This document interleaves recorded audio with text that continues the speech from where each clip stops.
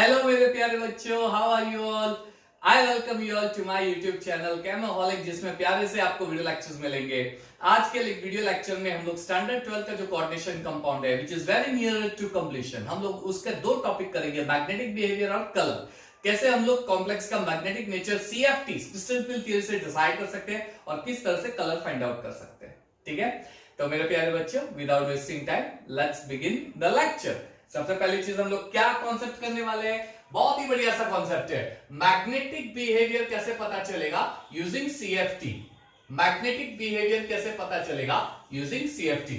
आपको magnetic behaviour पता करना हो तो सबसे पहले आपको पता करना पड़ेगा कॉम्प्लेक्स कौन सा है, ऑक्टाहेड्रल है, स्क्वायर प्लेनर है या टेट्राहेड्रल है, और उसके बाद उसका splitting. Yes, video lecture number 16, 17, 18 वो आपने देखा ही होगा, नहीं देखा होता फटाफट से देख लेना वीडियो लेक्चर, उसमें पूरा स्प्लिटिंग एक्सप्लेन किया गया है। वो स्प्लिटिंग का भी यूज यहाँ पे होगा। फिर हम देखेंगे कि इलेक्ट्रॉनिक कॉन्फ़िगरेशन कैसे फिलअप होता है स्प्लिटिंग के बाद, और इलेक्ट्रॉनिक कॉन्फ़िगरेशन फिलअप होने के बाद वो पैरामैग्नेटिक है या डायमैग्नेटिक। फटाफट से एक एग्जांपल ले लेना, चलो फटाफट से पहला एग्जांपल। आपके स्क्रीन पे FeCN63 माइनस कॉम्प्लेक्स। सबसे पहली चीज हम लोग क्या करेंगे, FeCN63 माइनस कॉम्प्लेक्स में Fe का ऑक्सीडेशन स्टेट, Fe का ऑक्सीडेशन स्टेट होता है Fe+3। चलिए, तो उसके आउटर डी ऑर्बिटल में कौन सा इलेक्ट्रॉन्स होंगे, कितने इलेक्ट्रॉन्स होंगे आउटर डी ऑर्बिटल में। चलिए, Fe+3 है तो उसके आउटर डी ऑर्बिटल में आर्गन 3d5 4s0, 3 इलेक्ट्रॉन निकल जाएंगे, डी में 5 इलेक्ट्रॉन होंगे, डी में 5 इलेक्ट्रॉन होंगे। ठीक है, Fe+3 में। वैसे भी Fe का ऑक्सीडेशन स्टेट आपको पता होना चाहिए। Fe कौन सा होता है 3d6 4s2। अब यहाँ पे Fe का ऑक्सीडेशन स्टेट +3 होगा, +3 होगा तो ये हो जाएगा 3d5 4s0। बहुत ही सिंपल सी चीज है। ठीक है बच्चों, चलिए तो अब क्या करते हैं, स्प्लिटिंग वाला पार्ट, डी ऑर्बिटल का स्प्लिटिंग। देखिए ध्यान से, 1 2 3 4 5 D generate orbitals of D. ठीक है, अब क्या करेंगे, Cn लिगेंड की ओर अप्रोच करेंगे। याद रखना ऑक्टाहेड्रल के, ये ऑक्टाहेड्रल कॉम्प्लेक्स है, 6 ये ऑक्टाहेड्रल कॉम्प्लेक्स है, ऑक्टाहेड्रल कॉम्प्लेक्स है मेरे प्यारे बच्चों, ये चीज याद रखना, ये ऑक्टाहेड्रल कॉम्प्लेक्स है, इसलिए उसका लिगेंड का अरेंजमेंट आपको पता होना चाहिए। लिगेंड कहां पे अप्रोच करेंगे, तो लिगेंड दो ऑर्बिटल पे अप्रोच करते हैं, कौन से, dx2 और dz2, और उसके हिसाब से स्प्लिटिंग होता है। वीडियो लेक्चर नंबर 17, 16, 18 एंड 19, ये 3 देखना, वहां पे आपको स्प्लिटिंग मिल जाएंगे। अब क्या होगा, स्प्लिटिंग हो गए। स्प्लिटिंग कैसे होगा पहले तो ये देख लेते हैं। सबसे पहले जब लिगेंड अप्रोच होंगे तब इन 5d ऑर्बिटल की एवरेज एनर्जी बढ़ जाएगी। चलिए, ये 5d ऑर्बिटल की एवरेज एनर्जी बढ़ेगी। अब क्या होगा, तो इसका स्प्लिटिंग हो जाएगा। ओके, फर्दर इसका स्प्लिटिंग होगा, इसके 2 ऑर्बिटल में स्प्लिटिंग होंगे। पहला जो ऑर्बिटल होगा वो Eg ऑर्बिटल होगा, जिसमें आएगा dx2 और होता है dz2, और दूसरा होता है T2g ऑर्बिटल, जिसमें होते हैं dxy, dyz और dzx। ठीक है, ऐसे 3 पार्ट में डिवाइड हो जाते हैं। चलिए, दूसरी चीज, इसको मैं एक काम करता हूं, इसको 3 ऑर्बिटल को मैं ऐसे वैकेंट ब्लैंक के फॉर्म में इंडिकेट कर देता हूं। अब ध्यान से देखना, अब बारी आती है क्या, तो Fe ऑर्बिटल के इलेक्ट्रॉन की फिलिंग की। Fe ऑर्बिटल में कितने इलेक्ट्रॉन है, 5 इलेक्ट्रॉन है। चलिए, 5 इलेक्ट्रॉन है, 5 इलेक्ट्रॉन, तो ये हो जाएगा 1 2 और 3। तो बाकी के 2 इलेक्ट्रॉन क्या करेंगे, 2 पॉसिबिलिटी होती है, या तो यहां पे हो जाएगा या फिर यहां पे हम लोग तैयार कर सकते हैं। ठीक है, ये किसके ऊपर डिपेंडेंट है, तो ये लिगेंड की स्ट्रेंथ पे डिपेंडेंट है। अगर स्ट्रॉन्गर लिगेंड है तो इसका गैप इतना ज्यादा होता है, इसका गैप इतना ज्यादा होता है कि ये इलेक्ट्रॉन, फिर 4th वाला इलेक्ट्रॉन इजीली यहां पे नहीं जाएगा। क्यों, क्योंकि क्रिस्टल फील्ड स्प्लिटिंग की एनर्जी पैरिंग एनर्जी से भी बहुत ज्यादा होती है, यानी इलेक्ट्रॉन पैर यहां पे करेंगे। क्यों, क्योंकि इलेक्ट्रॉन यहां पे ले जाने के लिए आपको कितनी ज्यादा एनर्जी चाहिए, उससे बेटर है कि पैरिंग एनर्जी का यूज करके यहां पे पैर बना दे। तो अब अगर ये गैप ज्यादा है, तो गैप ज्यादा होने की वजह से 4th इलेक्ट्रॉन यहां पे नहीं जाएगा, 4th इलेक्ट्रॉन यहां पे पैर बना देगा। और ये किसके ऊपर डिपेंडेंट है, लिगेंड की स्ट्रेंथ। यहां पे Cn स्ट्रॉन्ग लिगेंड है, और अगर स्ट्रॉन्ग लिगेंड होगा तो वो लिगेंड क्या करेगा, तो इसकी एनर्जी गैप काफी बढ़ा देगा, यानी दोनों ऑर्बिटल इतने दूर चले जाएंगे कि उसका 4th इलेक्ट्रॉन जंप करने के लिए जो एनर्जी रिक्वायर्ड है उतनी एनर्जी नहीं यूटिलाइज कर पाएगा। रादर देन दैट वो अपनी पैरिंग एनर्जी यूटिलाइज करके यहां पे पैर बना देगा। तो अब क्या होगा, पैरिंग हो जाएगा, यानी 1 और 2। So what can you see? क्या देख सकते हो मेरे प्यारे से नीले नीले बुरे हरे सारे बच्चों? वन इलेक्ट्रॉन, यहाँ पे एक अनपेयर्ड इलेक्ट्रॉन है, you can see very clearly. एक अनपेयर्ड इलेक्ट्रॉन है, कौन सा नेचर हो गया? Para magnetic nature. कितना आसान है, कितना आसान है। दो चीजें याद रखती है, दो चीजें। पहली चीज एक तो स्प्लिटिंग करना, दूसरी चीज एनर्जी गैप डिसाइड करना। स्प्लिटिंग करना तो काफी आसान है। ऑक्टाहेड्रल में ऊपर Eg नीचे T2G आता है, टेट्राहेड्रल में ऊपर T2G और नीचे Eg आता है, ठीक है। अगर स्क्वायर प्लेनर है, जो कि एक्सेप्शनल है, ज्यादातर क्वेश्चंस नहीं आते, लेकिन एडवांस लेवल के लिए वो आपको प्रिपेयर करना है। पहले dz square dx square dy square आता है, फिर dxy, फिर dz स्क्वायर और dxz yz आता है, वो स्क्वायर प्लेनर है। तो Eg ऑर्बिटल ऊपर, T2G ऑर्बिटल नीचे। अब स्प्लिटिंग के साथ साथ आपको देखना है कि दोनों ऑर्बिटल के बीच में एनर्जी गैप कितनी ज्यादा है। तो वो कौन डिसाइड करेगा? स्ट्रॉन्ग फील्ड है या वीक फील्ड है। अगर स्ट्रॉन्ग फील्ड है तो एनर्जी गैप काफी ज्यादा हो जाती है। काफी ज्यादा एनर्जी गैप होने की वजह से वो इलेक्ट्रॉन Eg ऑर्बिटल में इजीली नहीं जाएगा, क्योंकि उस ऑर्बिटल में जाने के लिए उसको इतना बैरियर क्रॉस करना पड़ेगा। अब इतना बैरियर क्रॉस करने के लिए वो कितनी सारी एनर्जी यूटिलाइज करेगा? पॉसिबल ही नहीं है। इसलिए वो क्या करेगा? पैरिंग एनर्जी यूज करके T2G में इलेक्ट्रॉन पैर बना देगा। फिर आपको डिसाइड करना है। बच्चों बहुत ही आसान है, बहुत ही आसान है, ये करना ही पड़ेगा आपके लिए। ये कॉम्पिटिटिव लेवल चाहे हो या बोर्ड लेवल, बहुत इजी है, करना पड़ेगा। इससे रिलेटेड क्वेश्चंस एग्जाम में आ सकते हैं, ठीक है। इस साल के बच्चों के जैसा आपका नहीं होने वाला है। इस साल के बच्चों को तो क्या बात है, आज तो डिक्लेयर भी कर दिया गवर्नमेंट ने 10th की एग्जाम, 12th की एग्जाम कैंसल, CBSE एक एग्जाम। अरे भाई सोने पे सुहागा हो गया, कोरोना ने तो आपकी निकाल दी है ना। ये चलिए कोई बात नहीं, लेकिन जो नेक्स्ट ईयर होंगे उसके लिए काफी इंपॉर्टेंट है। चलिए ये हो गया सी। अब मान लीजिए कि ये वीक फील्ड लिगेंड है। अब Cn की जगह मैं H2O ले लेता हूं, होगी यही चीज। Fe का ऑक्सीडेशन स्टेट +3 होगा। Fe का ऑक्सीडेशन स्टेट +3 होने की वजह से पूरा केस यहां जो है उस तरह से ही होगा, पूरा केस, यानी कि 3d5 होगा। अब अगर मैं स्प्लिटिंग देखने जाऊंगा तो स्प्लिटिंग किस तरह से करेंगे बच्चों? ध्यान से देखना। स्प्लिटिंग 1 2 3 4 5 डिजेनरेट ऑर्बिटल्स, एनर्जी बढ़ा दो 1 2 3 4 5। अब स्प्लिटिंग कर दो, ऊपर आएंगे Eg ऑर्बिटल, नीचे आएंगे T2G ऑर्बिटल, ये T2G ऑर्बिटल, ये Eg ऑर्बिटल। अब इसमें डी में कितना इलेक्ट्रॉन है? 5 इलेक्ट्रॉन, ठीक है। तो पहला इलेक्ट्रॉन यहाँ पे, दूसरा यहाँ पे, तीसरा यहाँ पे। क्या ये हंस रूल फॉलो करेगा? हंस रूल का मतलब सारे ऑर्बिटल्स में पहले एक एक इलेक्ट्रॉन जाएगा, मैक्सिमम अनपेयर करेगा, उसके बाद वो पेयर करेगा। क्या ये हंस रूल फॉलो करेगा? हाँ ऑफ कोर्स करेगा। क्यों? क्योंकि H2O जो है वो वीक फील्ड लिगेंड है बच्चों, ये वीक फील्ड लिगेंड है। और याद रखना वीक फील्ड लिगेंड में स्प्लिटिंग काफी कम होता है। स्प्लिटिंग कम होने की वजह से इसकी CFSE की वैल्यू पैरिंग एनर्जी से भी ज्यादा हो जाएगा। अब क्या होगा? अब अगर ये 4th इलेक्ट्रॉन को यहां पे पैर करना है तो पैरिंग एनर्जी काफी ज्यादा है, यानी उसको ज्यादा एनर्जी यूटिलाइज करनी पड़ेगी। तो वो 4th इलेक्ट्रॉन क्या देखेगा कि यार पैर बनाने के लिए तो मुझे बहुत ही ज्यादा एनर्जी यूटिलाइज करनी है, इससे अच्छा तो मैं कम एनर्जी यूटिलाइज करके यहां पे चला जाऊं, पैर क्यों बनाऊं।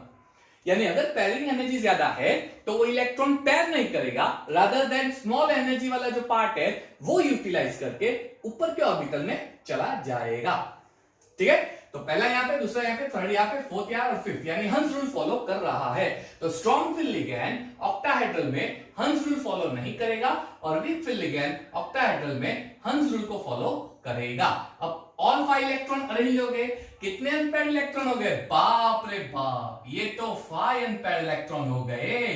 है पैरामैग्नेटिक, है इसके जैसे पैरामैग्नेटिक, लेकिन यहां पे एक अनपेयर्ड इलेक्ट्रॉन, यहां पे 5 अनपेयर्ड इलेक्ट्रॉन है। सिंपल हो गया। यानी मैग्नेटिक नेचर डिसाइड करना हो तो आपको पहले स्प्लिटिंग पता होनी चाहिए, दूसरा वो ज्यादा एनर्जी गैप वाला होगा या लेस एनर्जी गैप, यानी स्ट्रॉन्ग लिगेंड है या वीक लिगेंड, वो आपको पता होना चाहिए। अच्छा, अगर स्ट्रॉन्ग लिगेंड है तो जो कॉम्प्लेक्स है उसे हम बोलते हैं लो स्पिन कॉम्प्लेक्स या लो ऑक्सीडेशन स्टेट कॉम्प्लेक्स, और अगर वीक फील्ड लिगेंड है तो वो हो जाएगा हाई स्पिन कॉम्प्लेक्स। काफी आसान है बच्चों, दिमाग में उतारना है आपको। वीडियो लेक्चर नंबर 17, 16, 18 और 19, सॉरी 16, 18, 19 जरूर देखना, उसमें पूरा स्प्लिटिंग एक्सप्लेन किया है। और 17 में CFSE की वैल्यू, एक गैप की वैल्यू कैसे फाइंड करते हैं वो देखना है, ठीक है। एक और एग्जांपल ले रहा हूं, CONH3 6+3। चलो ये लास्ट एग्जांपल है, CONH3 6+3, ये लास्ट एग्जांपल, फिर हम कलर की बात करते हैं। इसके अंदर मैग्नेटिक बिहेवियर क्या होगा? क्या ये पैरामैग्नेटिक है या ये डायमैग्नेटिक? चलिए, कोबाल्ट का ऑक्सीडेशन स्टेट क्या होगा? Well, it's +3। कोबाल्ट का ऑक्सीडेशन स्टेट होता है +3। चलिए, कोबाल्ट का ऑक्सीडेशन स्टेट तो +3, electronic configuration 3d7 4s2, 3 electron निकाल दो, it will be 3d6 4s0, यानी डी में 6 इलेक्ट्रॉन। ठीक है, चलिए बाद में अरेंज करते हैं, पहले स्प्लिटिंग समझ लेते हैं। चलिए, डी के 5 डिजनरेट ऑर्बिटल 1 2 3 4 5, ये 5 डिजनरेट ऑर्बिटल। अब इसकी एवरेज एनर्जी बढ़ा दो, क्यों? लिगेंड अप्रोच होंगे, अगेन वही कॉन्सेप्ट, लिगेंड अप्रोच होंगे तो एनर्जी गैप बढ़ जाएगा। ठीक है, डी ऑर्बिटल स्प्लिट हो जाएगा, उनमें एनर्जी का डिफरेंस हो जाएगा, तो एवरेज एनर्जी बढ़ गई, उसके बाद स्प्लिटिंग हो जाएगा, ईजी के 2 ऑर्बिटल और T2G के 3 ऑर्बिटल। चलिए 6 इलेक्ट्रॉन को अरेंज करो, 1 2 3। अब NH3 कौन सा है? NH3 ये स्ट्रॉन्ग फिल लिगेंड है, और स्ट्रॉन्ग फिल लिगेंड क्या होता है आपको पता है? Strong field ligand energy gap काफी ज्यादा हो जाएगा। स्ट्रॉन्ग फिल लिगेंड में दोनों ऑर्बिटल, ये 2 ऑर्बिटल के बीच में एनर्जी गैप काफी ज्यादा हो जाता है, यानी क्रिस्टल फिल स्प्लिटिंग की energy gap pairing energy gap से काफी ज्यादा हो जाएगी। तो इसका मतलब ये हो गया कि 4th इलेक्ट्रॉन यहां पे जाएगा तो उसको बहुत सारी एनर्जी यूटिलाइज करनी पड़ेगी। तो इलेक्ट्रॉन क्या सोचेगा? अरे भाई, इतनी सारी एनर्जी यूटिलाइज करके मैं यहां पे क्यों जाऊं, मैं तो कम एनर्जी यूज करूंगा। तो कम एनर्जी यूज करके पैरिंग करने की ट्राई करेगा। तो 4th इलेक्ट्रॉन यहां पे, 5th इलेक्ट्रॉन यहां पे, 6th इलेक्ट्रॉन, हेंस 3d के 6 इलेक्ट्रॉन अरेंज हो गए। कौन सा है? डायामैग्नेटिक नेचर, यानी क्रिस्टल फिल थियरी का यूज करके कौन सा होता है, पैरामैग्नेटिक या डायमैग्नेटिक, आप इजीली फाइंड आउट कर सकते हो। ठीक है बच्चों, मजा आया? इस तरह से आपको फाइंड करना है, चाहे टेट्राहेड्रल हो, ऐसे ही करना है। स्ट्रॉन्ग फिल ये ज्यादा रोल प्ले करेगा, ये ज्यादा मायने रखेगा। Strong field ligand, weak field ligand, इस पे से ही आपको पता चलेगा कि पैर कर बनाना है या पैर नहीं बनाना है। ठीक है, यस। चलिए, तो अब पता कैसे चलेगा स्ट्रॉन्ग है या वीक? तो उसके लिए पूरी स्पेक्ट्रोकेमिकल सीरीज दी गई है। ठीक है, यहां पे भी मैंने आपको दे दी है स्पेक्ट्रोकेमिकल सीरीज, इसका स्क्रीनशॉट ले लो स्पेक्ट्रोकेमिकल सीरीज का, आपको आसानी से पता चल जाएगा। चलिए, अब बात करते हैं कलर की। हम लोग कॉम्प्लेक्स में जो कलर दिखता है, वो कलर कैसे हम लोग आइडेंटिफाई कर सकते हैं? चलिए, ओके, 10th और 12th मजे करो भाई, आपका तो रिजल्ट आपको तो प्रमोशन मिलने वाला है। एक एग्जाम नहीं होगी भाई, इजीली नहीं होने वाली है ना, कितनी आसान हो गया, देख लो, कोई बात नहीं। लेकिन हाँ, गवर्नमेंट कुछ मुझे पे, कल मैंने एक वीडियो लेक्चर डाला था कि 30 डेज में नीट कैसे प्रिपेयर करते हैं, तो उसमें मुझे कुछ यूट्यूब पे भी एक आया था कमेंट, और मेरे पर्सनल भी मैसेज आए थे कि sir some people are thinking like जो authorities, CBSE authorities, they are thinking कि नीट की डेट पोस्टपोन कर देते। they are thinking, यानी ये जरूरी नहीं है कि वो पोस्टपोन करेंगे, they are thinking 26 जुलाई। तो मैं आपको जरूर बताना चाहूंगा कि वो सोच रहे हैं। सोचने का मतलब ये हो गया कि कैंसिल नहीं भी हो सकती है, तो आप उस भ्रम में मत जीना कि कैंसिल हो जाएगी। प्रिपरेशन 30 डेज का स्टार्ट कर ही देना। हाँ, कैंसिल हो गई तो आपके लिए सोने पे सुहागा हो गया, और डेज मिल जाएंगे। ठीक है, तो उसका एक और वीडियो लेक्चर बना दूंगा कि अब क्या करेंगे, वो बात की बात है। लेकिन शायद अगर कैंसिल नहीं हुई तो वेल, वो सोच के आप प्रिपरेशन छोड़ना मत। ठीक है, आएगा तब देखा जाएगा। चलिए, no problem. Colour of complex, अरे भैया, कलर ऑफ कॉम्प्लेक्स कैसे होता है, किस तरह से डिसाइड करते हैं कलर, है ना? हीमोग्लोबिन का कलर क्या है? रेड है। सर वो तो रेड कलर है, क्यों? आयरन का कॉम्प्लेक्स है। अरे तो वो कॉम्प्लेक्स है तो वो कलर क्यों इंपैक्ट करता है? उसका कोई तो लॉजिकल रीजन होना चाहिए। सिंपल सी चीज है, कॉपर सल्फेट का कलर क्या है? ब्लू। क्यों क्यों ब्लू दिखता है, वो रेड क्यों नहीं दिखता? उसका रीजन क्या है ना? ये बोर्ड व्हाइट दिख रहा है, मैं व्हाइट दिख रहा हूं, ये कलरिंग पेन, ये ब्लू है, ये रेड है, क्यों? रीजन क्या है? कोई तो रीजन होगा। ट्रांजिशन मेटल में ये सारे कलर, KMnO4 का ही कलर है, या फिर K2Cr2O7 का ऑरेंज कलर, किस तरह से हम लोग ये कलर आइडेंटिफाई कर सकते हैं? किस तरह से? तो उसके लिए 2 चीजें हैं, पहली है डीडी ट्रांजिशन और दूसरा है चार्ज ट्रांसफर। फिलहाल हम चार्ज ट्रांसफर की बात नहीं कर रहे हैं, वो छोटा सा 2-5 मिनट का वीडियो लेक्चर है, वो मैं बाद में बना दूंगा कभी किसी और DNF ब्लॉक एलिमेंट है, इसलिए मैं अभी नहीं बता रहा हूं। DNF ब्लॉक एलिमेंट पढ़ाऊंगा तब उसमें आ जाएगा। ठीक है, डीडी ट्रांजिशन के बारे में हम लोग स्टडी करेंगे। डीडी ट्रांजिशन, अच्छा, ट्रांजिशन के बारे में तो आपको पता ही है, ट्रांजिशन क्या है, राइट? ट्रांजिशन कुछ चीजें आपको पता ही है।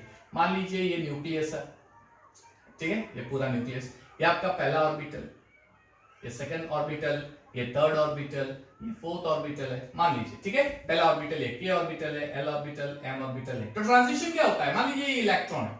अब ट्रांजिशन क्या होगा, ट्रांजिशन का मतलब मान लीजिए यहां से मैंने एक रेडिएशन बॉम्बार्ड की, ये इलेक्ट्रॉन ने रेडिएशन गेन कर दी, तो इलेक्ट्रॉन की एनर्जी बढ़ जाएगी, तो ये इलेक्ट्रॉन क्या हो जाएगा, वो जितनी एनर्जी गेन करेगा उतना जंप करेगा। कम एनर्जी गेन करेगा तो नियरेस्ट ऑर्बिट में जंप करेगा, ज्यादा गेन करेगा तो आउटर ऑर्बिटर में चला जाएगा, ठीक है। वहां पे जाके स्टेडी नहीं होगा, क्यों, क्योंकि ये इलेक्ट्रॉन यहां पे आया। अब एटम क्या सोचेगा कि मेरा एक इलेक्ट्रॉन नजदीक था, वो कहां गया, वो तो यहां पे चला गया। तो एटम कंफ्यूज हो जाएगा कि यार ये क्या हो गया, ये इलेक्ट्रॉन यहां पे कैसे आ गया, यानी अनस्टेबल, कंफ्यूज यानी अनस्टेबल हो गया, है ना। तो अब स्टेबिलिटी के लिए क्या करेगा, तो ये जो एनर्जी एब्जॉर्ब की है उस हिसाब से वापस एनर्जी एमिट करेगा, तो वापस वो इलेक्ट्रॉन अपने ग्राउंड स्टेट में आ जाएगा, तब एटम को रिलैक्स होगा, हाँ मेरा बच्चा मेरे पास आ गया, है ना। तो ये हो गया transition, inner to outer orbital, outer to transition. यहां पे होता है डी ट्रांजिशन, यानी इलेक्ट्रॉन जो है वो डी ऑर्बिटल से टी ऑर्बिटल ट्रांजिशन करेगा। अब सर ने ये कौन सी नई चीज ला दी, डी ऑर्बिटल से डी ऑर्बिटल। समझो मैं आपको एक एग्जांपल लेके देता हूं, ज्यादातर एग्जांपल से ही हमको अच्छी तरह से समझ में आता है। TiH2O6+3 ये एक कॉम्प्लेक्स है, ये कॉम्प्लेक्स है TiH2O6+3, ठीक है, ये कॉम्प्लेक्स है। अच्छा, इस कॉम्प्लेक्स में टिटेनियम जो है उसका ऑक्सीडेशन स्टेट क्या है, तो +3। चलिए, जो टिटेनियम है उसका इलेक्ट्रॉनिक कॉन्फ़िगरेशन क्या होता है, आर्गॉन 3d2 4s2, ये टिटेनियम का है। अब जब टिटेनियम +3 ऑक्सीडेशन स्टेट बनाएगा तब उसका इलेक्ट्रॉनिक कॉन्फ़िगरेशन क्या हो जाएगा, it will be argon 3d1 4s0। काफी आसान सा केस है, समझना ध्यान से। अब डी में एक इलेक्ट्रॉन है तो वापस वही स्प्लिटिंग वाला केस आएगा, ठीक है। ये ऑक्टाहेड्रल कॉम्प्लेक्स है, 6 लिगैंड है, ऑक्टाहेड्रल कॉम्प्लेक्स हो गए, ठीक है। ऑक्टाहेड्रल में कैसे स्प्लिटिंग होगा, 1 2 3 4 5, ये है 5d generate orbital, energy gain की 1 2 3 4 5, ये एवरेज एनर्जी बढ़ गई, अब स्प्लिटिंग होगा, ये T2Eg ऑर्बिटल्स और ये T2G ऑर्बिटल। अच्छा, टिटेनियम के डी ऑर्बिटल में कितना इलेक्ट्रॉन है, सिर्फ एक इलेक्ट्रॉन है, तो ऑब्वियसली वो T2G में ही जाएगा, तो इलेक्ट्रॉनिक कॉन्फ़िगरेशन T2G1 Eg0 हो जाएगा। ये इलेक्ट्रॉनिक कॉन्फ़िगरेशन T2G1 Eg0, ठीक है। चलिए, अब क्या होगा, ध्यान से समझना। अब ये कॉम्प्लेक्स में मैं विजिबल लाइट पास कर रहा हूं, तो ये विजिबल लाइट कहां पे जाएगी, जो आउटर डी ऑर्बिटल का इलेक्ट्रॉन है वो एनर्जी गेन कर देगा, यानी आउटर डी ऑर्बिटल का इलेक्ट्रॉन तो ये T2G वाला है। तो अब क्या होगा, ये रेडिएशन आई आई आई बम, बॉम्बार्ड बम, बॉम्बार्ड हो गई, है ना। तो अब क्या होगा, तो ये इलेक्ट्रॉन जो है T2G से जंप करके आ जाएगा Eg ऑर्बिटल में, तो एनर्जी एब्जॉर्ब करके Eg ऑर्बिटल में आ जाएगा, ठीक है। तो ये इलेक्ट्रॉन चला गया Eg ऑर्बिटल में। अब वही ट्रांजिशन वाला केस, वही एनर्जी वापस क्या हो जाएगी, एमिट हो जाएगी, एमिट हो जाएगी, तो ये इलेक्ट्रॉन वापस से अपने ग्राउंड स्टेट में आ जाएगा, ठीक है। और हम कलर कैसे आइडेंटिफाई कर सकते हैं, तो ये रेडिएशन का जो कलर होगा वो हमें दिखेगा, कॉम्प्लेक्स का जो कलर होगा जो एमिट कर रहा है वो हमें दिखेगा। वही तो पता करना है सर, वही तो पता करना है कि किस तरह से पता होता है, किस तरह से पता चलेगा। मैं आपको बता भी दूं, चलो कि ये मान लीजिए कि आपको पता है विजिबल लाइट, राइट, विबग्योर। अब विजिबल लाइट पास हो रही है, विजिबल लाइट की एनर्जी एब्जॉर्ब करती है, ठीक है। तो इसमें से सारी रेडिएशन अगर एमिट हो गई तो व्हाइट कलर दिखेगा, अगर एक भी रेडिएशन एमिट नहीं हुई तो ब्लैक दिखेगा, सिंपल है। लेकिन कॉम्प्लेक्स क्या करता है, तो उसमें से एक रेडिएशन की एनर्जी एब्जॉर्ब कर देगा, किसी एक रेडिएशन की एनर्जी एब्जॉर्ब कर देगा, फिर ट्रांजिशन होगा और उसके बाद एनर्जी बाहर निकलेगी। तो वही क्वेश्चन है कि ये एनर्जी रेडिएशन कौन सी एब्जॉर्ब करता है, कौन सी बाहर निकलता है, पता कैसे चलेगा। मान लीजिए टिटेनियम का एग्जांपल ये, मान लीजिए आपको ये बता दे कि जो टिटेनियम है वो ग्रीन येलो कलर की एनर्जी एब्जॉर्ब कर रहा है, बता तो दी मैंने, ग्रीन येलो कलर। तो अगर ग्रीन येलो कलर की एनर्जी एब्जॉर्ब करेगा तो एमिट कौन सी करेगा, उसका कोई तो लॉजिक होना चाहिए, कोई तो लॉजिक होना चाहिए, ठीक है। तो उसके लिए एक मैं आपको शॉर्टकट बहुत बढ़िया सी ट्रिक दे रहा हूं, बहुत बढ़िया सी ट्रिक दे रहा हूं। एक आपको सर्कल बता रहा हूं, कलर का सर्कल, कॉम्प्लेक्स कलर का सर्कल दिखा रहा हूं, ध्यान रखना है, ठीक है।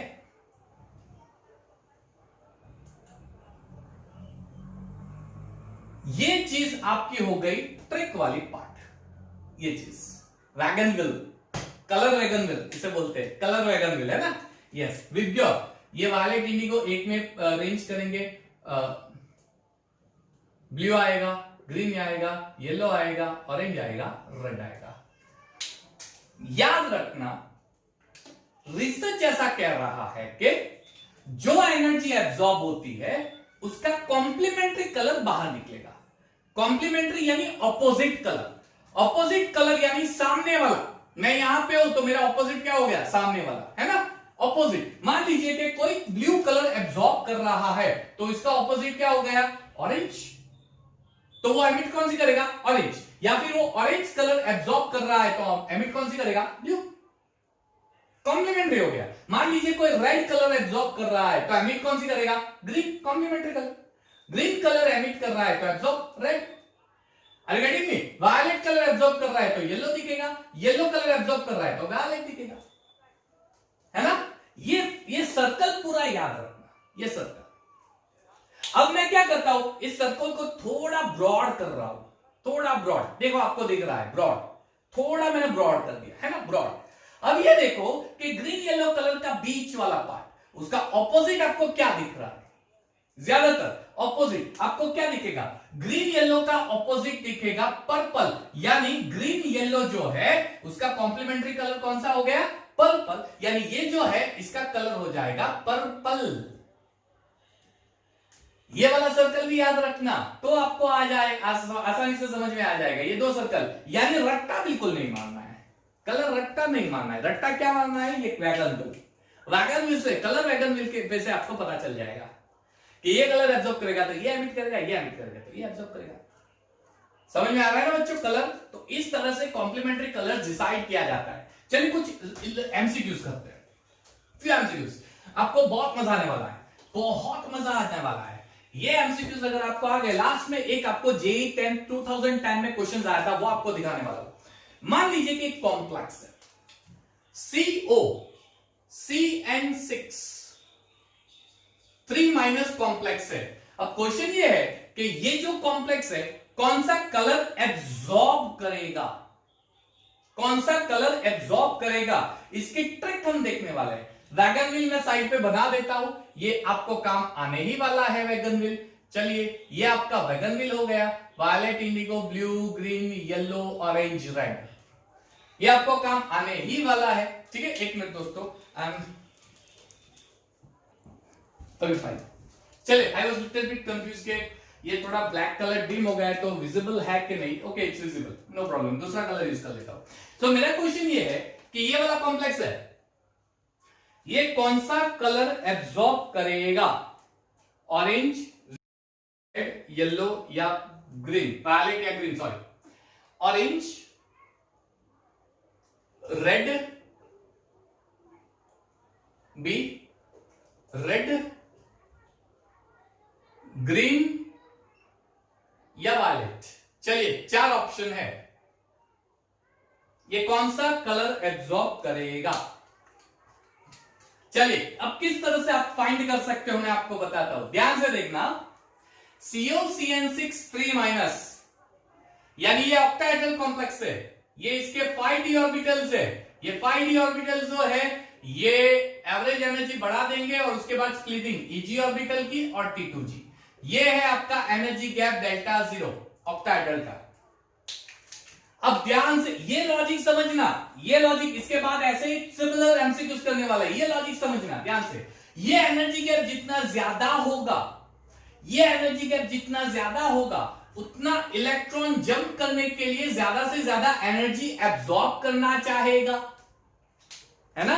अगर मान लीजिए कि ये यहां पे है और ये यहां पे एनर्जी के बहुत ज्यादा है, तो अब इलेक्ट्रॉन को अगर जंप करके यहां पे आना है तो कितनी सारी एनर्जी एब्जॉर्ब करनी पड़ेगी, बाप रे बहुत सारी एनर्जी। क्यों, गैप बहुत ही ज्यादा है।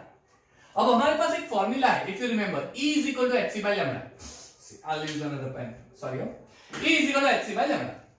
अब जितनी ज्यादा एनर्जी एब्जॉर्ब करेंगे उतनी वेवलेंथ कितनी होनी चाहिए आपकी,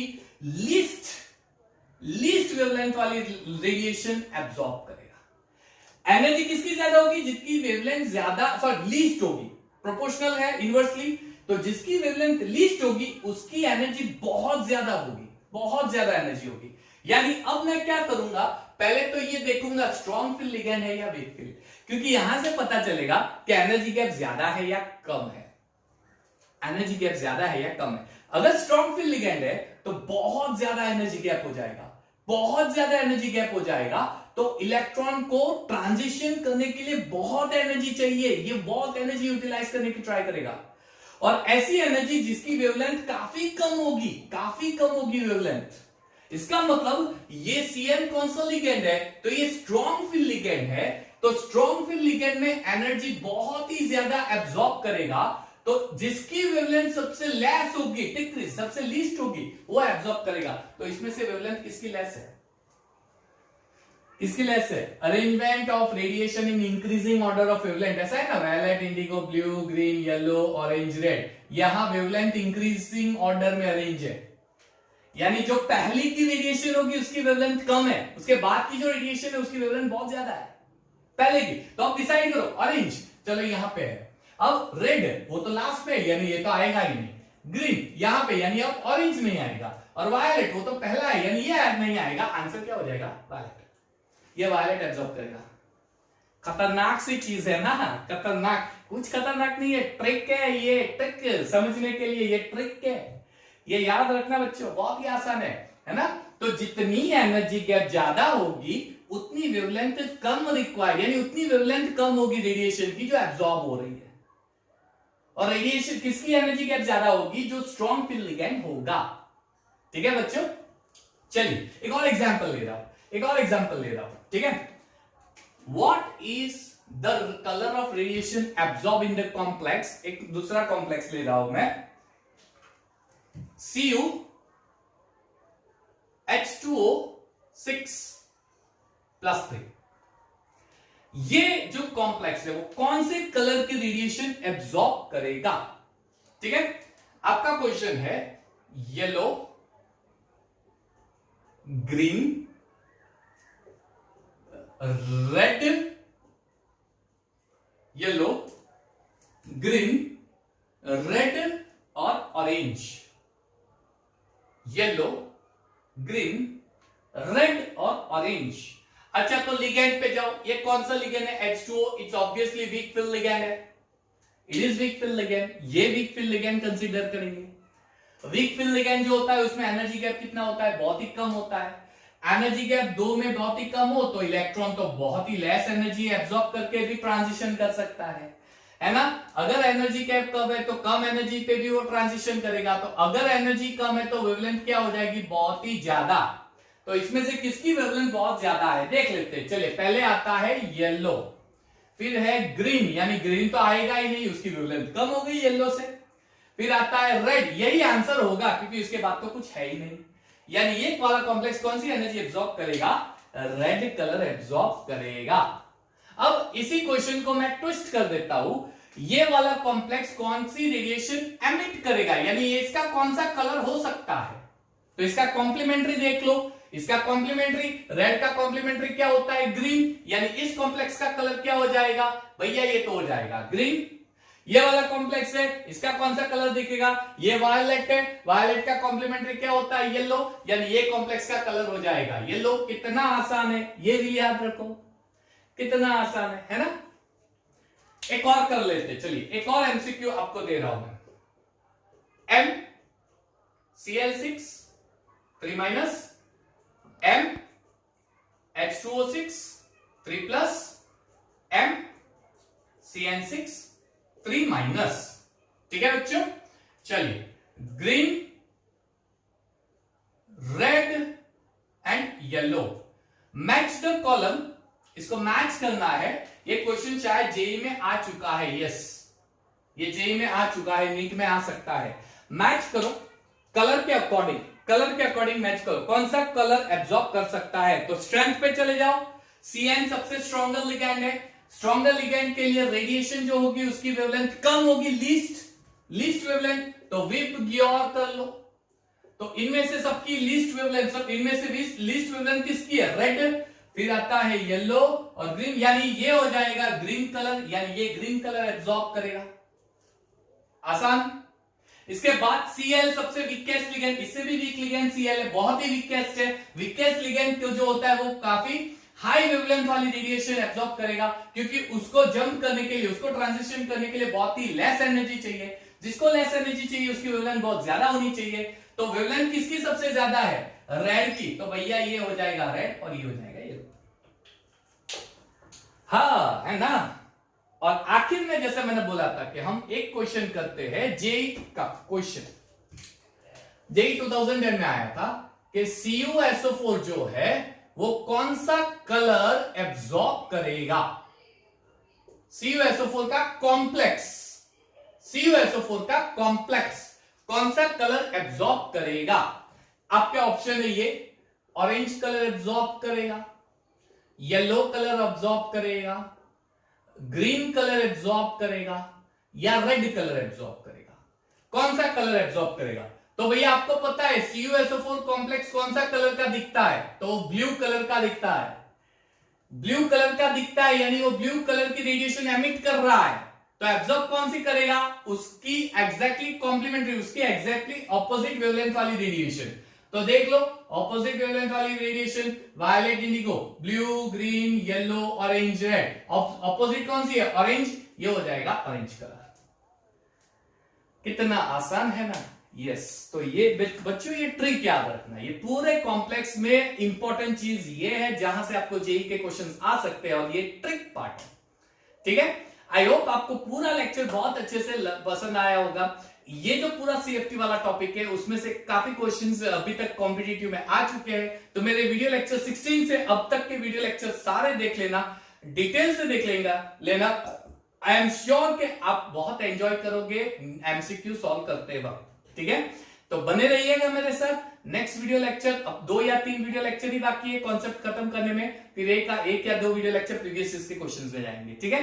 तो बने रहिएगा मेरे साथ, मेरे चैनल को सब्सक्राइब जरूर कीजिएगा, लाइक कमेंट दीजिएगा, and yes of course I am going to help you out for JEE NEET level exams also. ठीक है। So keep watching my videos, and yes बच्चों, take care of yourself. Okay, thank you and have a nice time.